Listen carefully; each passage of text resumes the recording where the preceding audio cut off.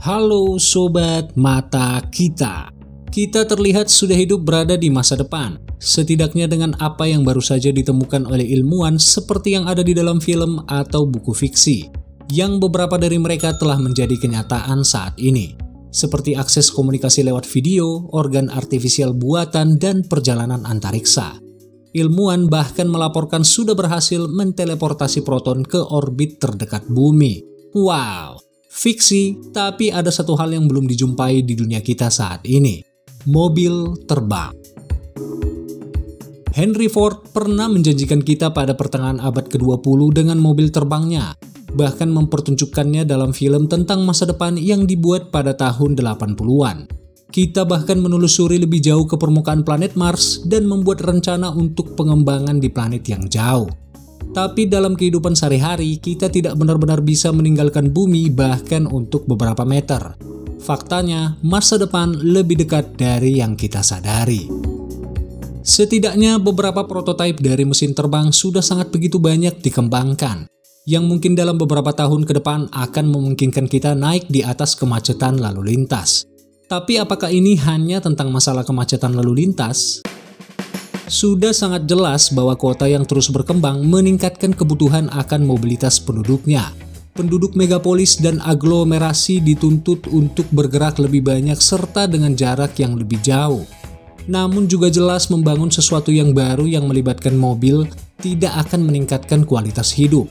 Sebaliknya malah akan membawa banyak masalah tambahan. Penduduk New York, kota Meksiko, Beijing, Istanbul, bahkan Jakarta sendiri sangat menyadari ketidaknyamanan ini. Terjebak berjam-jam dalam kemacetan lalu lintas, bernafas di udara penuh dengan gas buang, dan tersiksa dengan lingkungan perkotaan yang agresif, serta buruknya transportasi di jalan.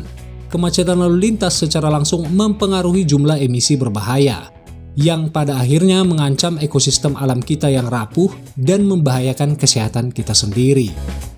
Dalam beberapa tahun terakhir, harapan besar telah disematkan pada kendaraan listrik, yang secara teori akan menyingkirkan manusia dari polusi gas buang dan masalah yang terkait dengan hal itu. Namun, bahkan dengan keberadaan kendaraan listrik sekalipun tidak akan memecahkan masalah kemacetan lalu lintas yang disebabkan oleh mobil. Jalan akan terus membutuhkan perbaikan dan perawatan yang konsisten. Orang-orang akan tetap mengalami insiden kecelakaan fatal, dan waktu yang dihabiskan dalam kemacetan lalu lintas, sekalipun dalam kondisi ramah lingkungan, akan selalu menyebabkan stres. Kesimpulan yang lebih logis lahir dari semua masalah ini. Kita tidak punya pilihan selain menguasai ruang udara untuk membantu mobilitas sehari-hari. Selain itu, sudah jelas bahwa mobil dengan pembakaran internal membutuhkan landasan pacu untuk lepas landas ke udara, yang tentu saja pesawat akan kehilangan persaingan di udara dengan motor listrik yang menjanjikan serta dapat lepas landas secara vertikal. 3 startup yang berasal dari Cina, Jerman, dan Jepang sudah membuat kemajuan yang signifikan dalam menciptakan model seperti itu. Perusahaan yang paling dekat dengan operasi mesin terbang praktis adalah perusahaan Yiheng dari Guangzhou, yang mendapat izin resmi dari Administrasi Penerbangan Sipil Cina. Pada tahun 2014, pihak pengembang Yiheng memperkenalkan Yiheng 184, model taksi terbang dengan kursi tunggal yang sudah melewati ribuan kali uji coba penerbangan dengan penumpang di dalamnya, termasuk lepas landas secara vertikal di ketinggian 300 meter, penerbangan panjang sejauh 15 km, dan balapan berkecepatan tinggi dengan kecepatan 130 km per jam. Pengembangan terbaru Yiheng adalah taksi 2 tempat duduk dengan 6 mesin bertenaga listrik, yang dapat mencapai kecepatan hingga 97 km per jam dan mampu melakukan perjalanan hingga sejauh 32 km tanpa harus isi ulang baterai. Pada akhir tahun 2020, pengembang Cina mengumumkan peluncuran penerbangan wisata di Chongqing, Cina. Sebelumnya perwakilan dari perusahaan Yiheng menandatangani perjanjian dengan perusahaan travel Elan Holdings untuk menyediakan jasa layanan wisata udara bagi para tamu Elan Garden Hotel. Dalam waktu dekat, pengembang berencana membuat Guangzhou sebagai kota pertama di dunia yang mengoperasikan armada taksi terbang. Yiheng harus mengupayakan banyak usaha untuk mendapatkan persetujuan dari otoritas di Cina. Dari sudut pandang teknis, para pengembang harus mendesain dari awal sebuah drone quadcopter dengan kapsul penumpang, 4 motor elektrik yang kuat, dan sistem kontrol otonom yang memungkinkan penumpang untuk memilih salah satu rute penerbangan yang telah ditentukan. Pesaing serius dan terdekat dari manufaktur Cina adalah perusahaan asal Jerman Volocopter, yang telah membuat prototipe dari mesin terbang lebih dari 10 tahun. Pada tahun 2011, perusahaan dari Jerman tersebut memperkenalkan sebuah multirotor dengan platform untuk 1 orang. 2 tahun kemudian meluncurkan model Pilot V200 dengan platform 2 tempat duduk tanpa dikendarai oleh seorang pengemudi. Untuk membuat model ini, pengembang mendapat suntikan dana sebesar $2 miliar dari pemerintah Jerman. Pada tahun 2019, Volocopter bahkan lebih dekat menuju peluncuran massal untuk mesin terbang yang mereka miliki, menghadirkan taksi terbang pertama bernama Volocity, yang mampu membawa 2 penumpang beserta kargo, dengan jarak tempuh 35 km dan kecepatan terbang hingga 110 km per jam. Wow! Helikopter mini Volocity dengan 18 baling-baling, 2 motor bertenaga listrik, dan 9 paket baterai adalah ide berkelanjutan yang lebih masuk akal dari 3 model mesin terbang pada uji coba pertama mereka. Perangkat ini didesain di bawah standar keselamatan penerbangan Eropa. Volocopter telah menyelesaikan tes awal di Singapura, Helsinki, Dubai, dan Stuttgart. Volocopter berencana meluncurkan penerbangan komersil pertamanya pada tahun 2022 dengan biaya €300 untuk 15 menit penerbangan. Ya, siapa tahu ada nih di antara kalian yang mau mencoba kendaraan terbang untuk pertama kalinya.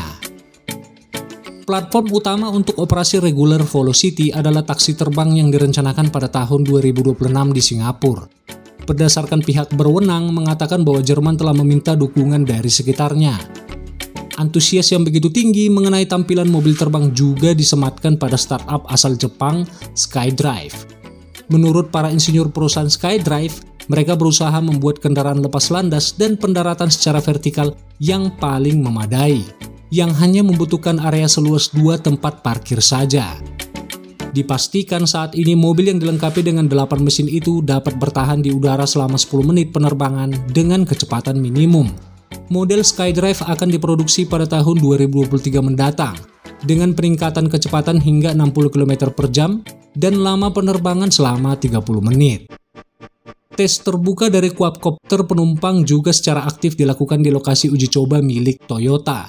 Prospek masa depan dari proyek ini dibuktikan oleh partisipasi langsung dari banyaknya startup yang ikut serta.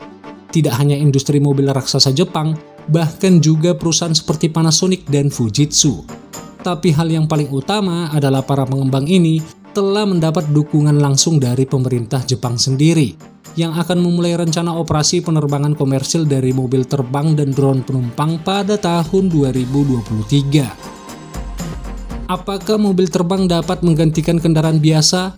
Akan sangat jelas dalam waktu dekat ini, yang bahkan bukan dalam hitungan tahun, melainkan bulan. Jika memang segala sesuatunya sesuai dengan apa yang direncanakan, maka kita akan segera bisa melupakan tentang kemacetan lalu lintas, dan Skyline akan mengubah semuanya di luar dugaan kita.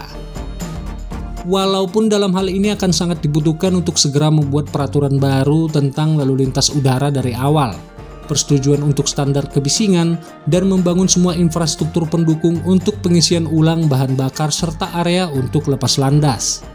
Melihat proses yang begitu cepat dalam pengembangan pembuatan kendaraan terbang, kita memiliki waktu yang semakin sedikit untuk semua pekerjaan yang banyak ini.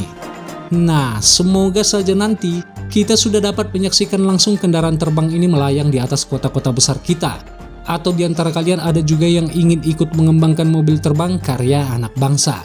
Ya, awal-awalnya mungkin kita cuma nontonin dulu, karena harganya pasti bakal selangit, bos. Terima kasih untuk kalian yang sudah mendukung channel ini dan selalu setia mengikuti informasi yang kita hadirkan. Jangan lupa subscribe, like, dan share videonya agar orang lain juga tahu apa yang kalian tahu. Tetap semangat dan jangan santai terus demi Indonesia maju. Salam Sobat Mata Kita.